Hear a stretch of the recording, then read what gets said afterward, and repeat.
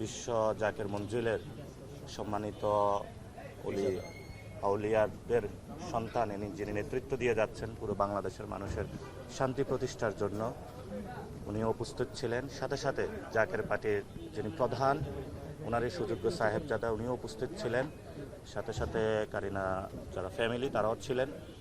তো আজকে এখানে দোয়া মোনাজাত হয়েছে। আমাদের সকল অভ্যুত্থানের যারা শহীদ হচ্ছেন বা বিভিন্ন জায়গায় ওনারা মারা যাচ্ছেন, তখন আমরা দেখছি যে হায়েনার মতন আওয়ামী লীগগুলো উল্লাস করছে। তো এটা খুবই দুঃখজনক। তারা এখনও নিজেরা অনুতপ্ত হয় নাই, এর মধ্যেই অনুতপ্ত হওয়ার বদলে উল্টো তারা বাংলাদেশের মানুষের প্রতি বৃদ্ধাঙ্গুলি প্রদর্শন করছেন। তো ইনশাল্লাহ বাংলার মাটিতে এইসব হায়েনা আওয়ামী লীগ যারা আছে এদের বিচার হবে একদিন ইনশাল্লাহ। আমাদের হাত ধরে এদের বিচার হবে ইনশাল্লাহ। এবং শেখ হাসিনাকে আমরা ফাঁসিতে ঝুলাবো। এবং যারা যারা এই কারিনা আপুকে নিয়ে নোংরা কমেন্ট করেছে তাদের প্রতি আমরা বলবো হেদায়েতের পথে আসুন। আমরা শান্তির বার্তা দিচ্ছি এবং এই শান্তির বার্তার মাধ্যমে আমরা আশা করব অনুতপ্ত হয়ে হেদায়েতের পথে ফিরে আসবেন। আপনারা সকলে অংশগ্রহণ করবেন। 10টাতে সকল সহযোদ্ধা মিলে আমরা কারিনা আপুকে আমাদের সেই গণ অভ্যুত্থানের ঐতিহাসিক স্থান 3 তারিখে যে ঘোষণা এসেছিল শহীদ মিনার থেকে আমরা তাকে বিদায় জানাবো।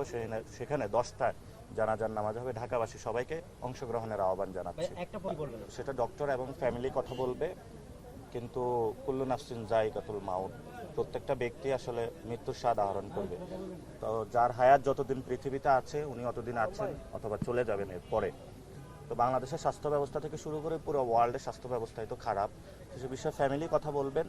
তবে আমরা আল্লাহ ওনাকে নিয়ে গিয়েছেন আমাদের থেকে, আমরা আল্লাহর কাছে ওনার জন্য দোয়া করি যাতে আল্লাহ ওনাকে জান্নাত নসিব করেন।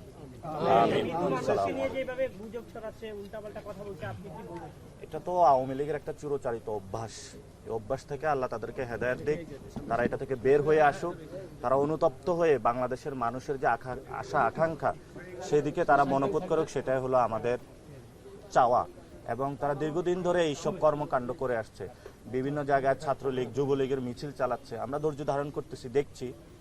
এবার মাঠে যখন নামবো এবার কিন্তু আমরা কাউকে ছাড় দিব না। আমরা তাদেরকে সুযোগ দিয়েছিলাম, তো তারা দ্বিতীয়বার কিন্তু আমরা সুযোগ দিব না তাদেরকে।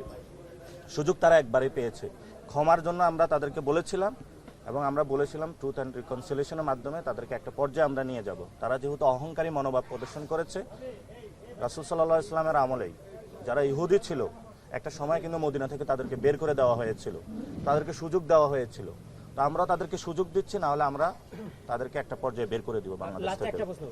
ইন্ডিয়াতে আমরা মুসলিমদের উপরে যখন হামলা করছেন সেটা নিয়ে অনেক এটা মুসলমানদের উপরে ইউরোপে নিপীড়ন শুরু হয়েছে, পুরো বিশ্বে নিপীড়ন শুরু হয়েছে। ভারতে হলো গরু জবাই করার কারণে নিষিদ্ধ করা হয়েছে, অর্থাৎ গরু জবাই করা যাবে না। আমি